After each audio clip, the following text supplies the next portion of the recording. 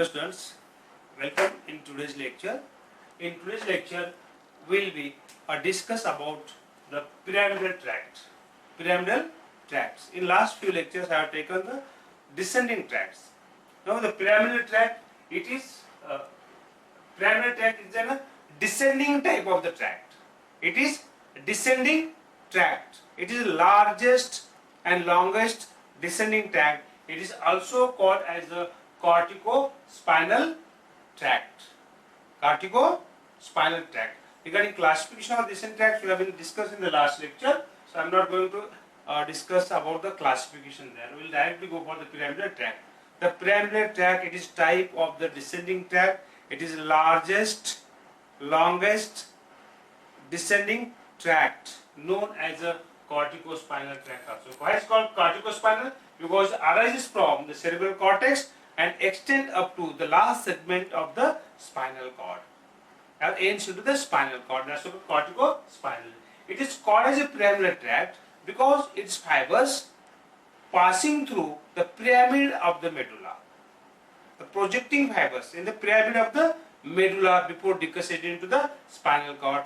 That's why it is called as a pyramidal tract. So that's introduction about the tract. Types of the tracts. The pyramidal tracts are of the three types. These types are made on the basis of the termination of the fibers or their decussation below the medulla oblongata before entering into the spinal cord. The fibers get divided, and according to that, it is divided into the three types are there. Number one is the large or crossed pyramidal tract. This is number one. Number two is direct pyramidal tract. Direct pyramidal tracts. And the number three is lateral uncrossed pyramidal tracts. We will discuss it later in the course of the tract. Now coming to origin.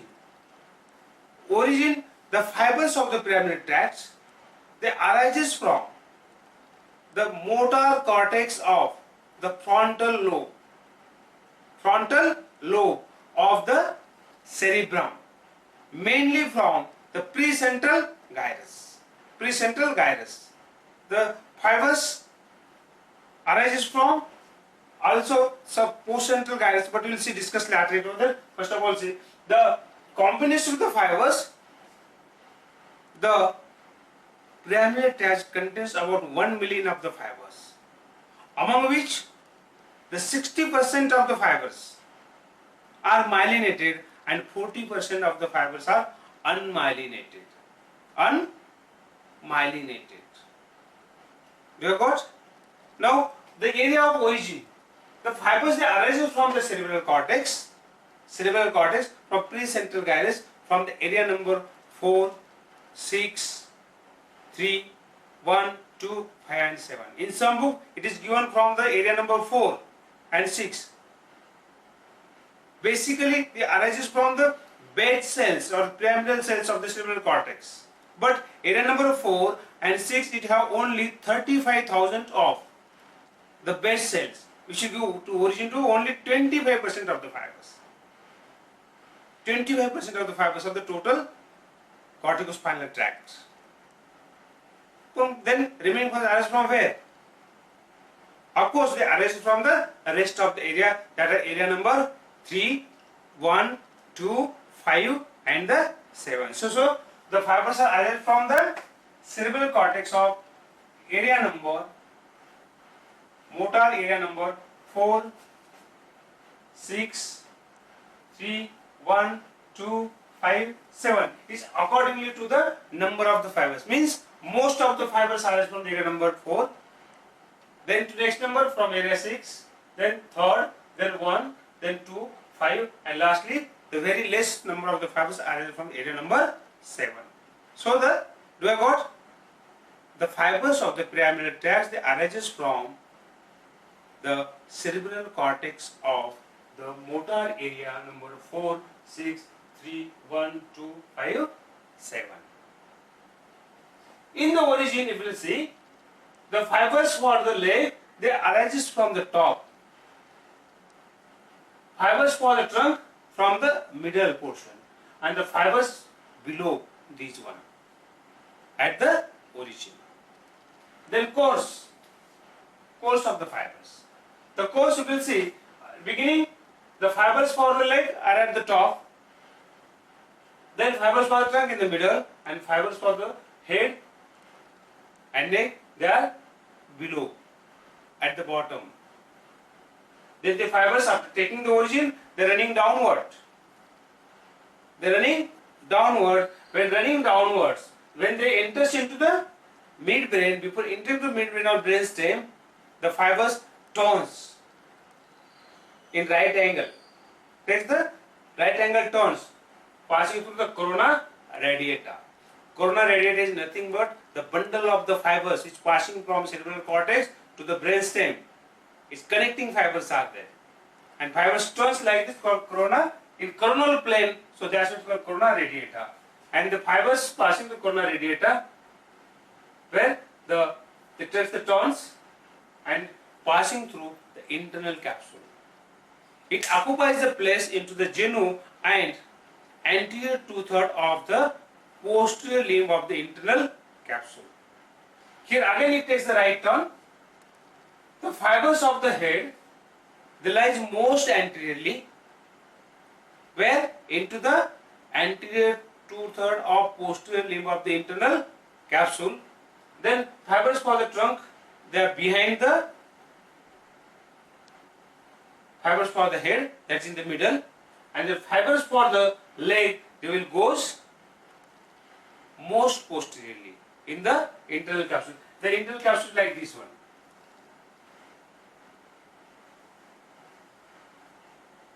This is the anterior limb, this is posterior limb, and this is the genu. This is the genu. So here these fibers are present where in the anterior two-thirds of it. What? The posterior limb of internal capsule. Most anteriorly fibers for the head, in the middle fibers for the trunk, and in the most posterior part fibers for the leg. Trunk, head. And in the genu there are the corticonuclear or corticobulbar fibers are there. Then from the internal capsule it descends downwards into the midbrain. Into the midbrain. In the midbrain, the fibers lies more ventrally, passing through the crus cerebri of the midbrain and occupies the middle 3/5 of the crus cerebri. Here fibers lies how? The fibers for the head most medially, for the trunk in the middle, and fibers for the leg laterally. They descend downward, passes from midbrain to the pons. When they enters into the pons, the fibers get scattered, because in the pons fibers passes through the most anterior part of the pons in front of the trapezoid body. Here the nuclei pontis are there. So when fibers enter into the pons, the fibers get scattered due to presence of the nuclei pontis, and they runs through the pons. Again, then from the pons they passes into the medulla. But before entering medulla, fibers which were scattered, they again reunite, forming the thick bundle, projecting forward like a pyramid or pyramidal projection, and it's called the pyramid here. And it descend downwards, then from the medulla they enters into the spinal cord or pass into the spinal cord. Before passing the spinal cord, the fiber decussates. What? The majority of the fibers, it crosses to the opposite side. When crosses, the first goes backward, and then downward. went into the lateral column of the spinal cord behind the rubrospinal tract. And then the ends here, and the lastly the ends on the anterior horn of the same side. Anterior horn of the same side by the interneuron. Interneuron.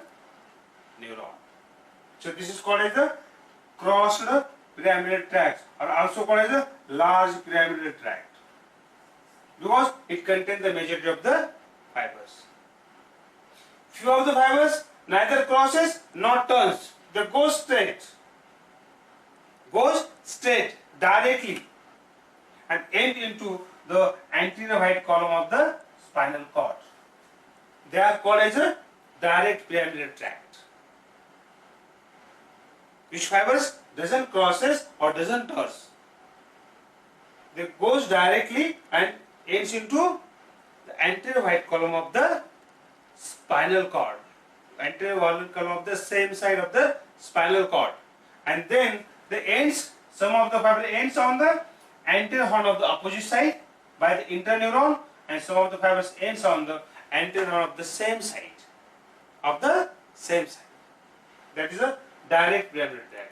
Now, a very few number of the fibers, they turns laterally on the same side. Turns laterally on the same side, goes slightly backward, and they passing downward, backward and downward, and ends into the lateral white column of the same side.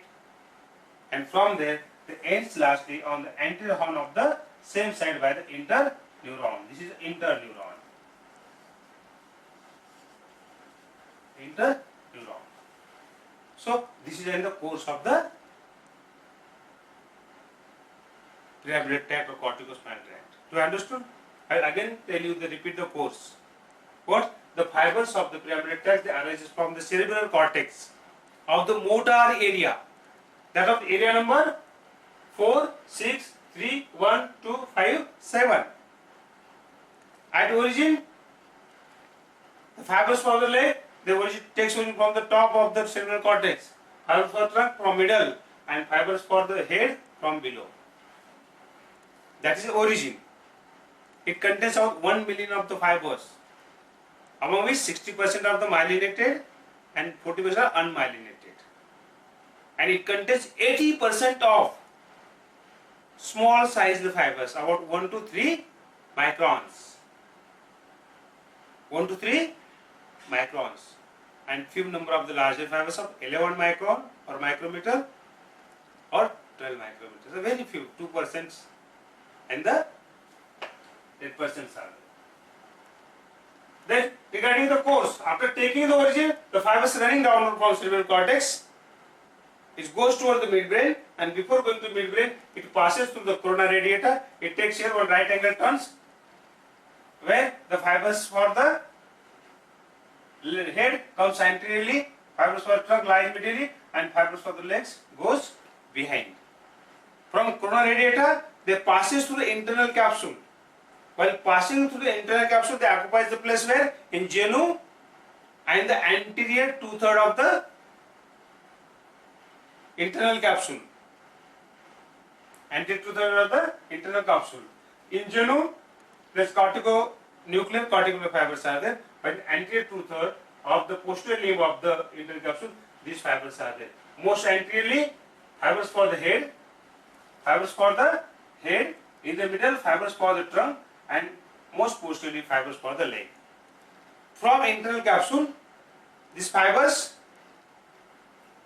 goes downward into the midbrain. While passing the midbrain, again it takes the right angle turn, and it enters into the midbrain. In midbrain, they passes most ventrally, passing through the crus cerebri, occupying the middle 3/5 of the crus cerebri, middle 3/5. The anterior 1/5 and the lateral, medial and the lateral 1/5 of the crus cerebri occupied by the temporopontine and the frontopontine fibers, while middle 3/5 is occupied by the corticospinal tract. Here fibers, how they lies? For the head lies most medially, for the trunk in the middle, and for the leg laterally. From their fibers passing downward, enters into the pons. In the pons, they lies most front of the pons, in the most front, in the nuclear pontis, and passing through nuclear pontis, here the fibers scattered due to nuclear pontis and passes through the pons, then enters into the medulla. Before entering the medulla, fibers reunite, forming the thick bundle, lies most anterior to the medulla, forming the pyramidal projection, which is called the pyramid of the medulla, which lies in between the anterior sulcus and anterolateral sulcus, median sulcus of the medulla and the anterolateral sulcus there, and passes the medulla, and from medulla it passes into the spinal cord. But before passing the spinal cord, the fiber decussate. The fibers from one side, it crosses to opposite side. Means majority of the fibers crosses to the opposite side. When they crosses, they goes backward and then downward and end into the lateral column of the opposite side. These are called as a crossed pyramidal tract or the large crossed pyramidal tract. Then they finally ends where? On the anterior horn through the interneuron.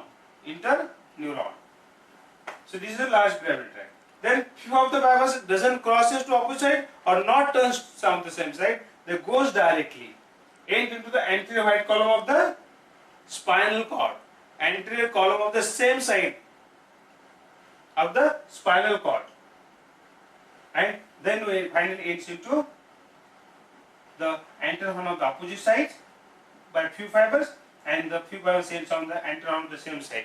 These are called the direct pyramidal tract. Then few of the fibers, they turns laterally on the same side, turns backward and downward, ends into the lateral white column of the spinal cord of the same side, and finally ends in the anterior horn by the interneurons. So this is the course of the spine. Then this fiber descend downward throughout the spinal cord up to the last segment. And how it terminates? The termination. This fiber terminates at each segments of the spinal cord, among which the 55% of the fibers, they terminates into the cervical region, while 20% of the fibers, they terminates into thoracic region, and remaining 25% of the fibers, they terminates into the lumbosacral region. So that's in the termination there. Then functions, lastly functions. The pyramidal tract, this is a tract which carries the motor impulses from the cerebral cortex to the different parts of the body for their movements, for their functioning.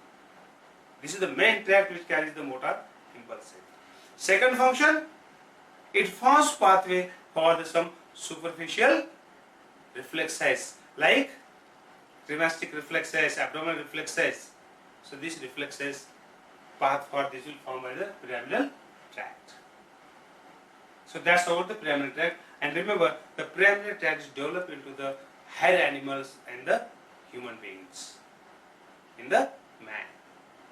So this is about the pyramidal tract. So you have to prepare it for it. As exam point of view, it will come for the long question. You have to discuss along with this figure and with these points: introduction, types of the tract, origin, course, termination, and the functions. Its origin you have described in the cerebral cortex, then into the internal capsule, then in the midbrain, then into the pons, medulla, and then in the spinal cord. Sequence wise. Types you have to remember probably 3 types of pyramidal tracts. Number 1, large cross pyramidal tract. Number 2, direct pyramidal tract. And number 3, lateral uncrossed pyramidal tract. So this is about the pyramidal tract. Hope that you have understood. Prepare well. If you not understood, you can watch the lectures repeatedly and try to understand. Pyramidal tract is the largest, longest and important descending tract. Okay.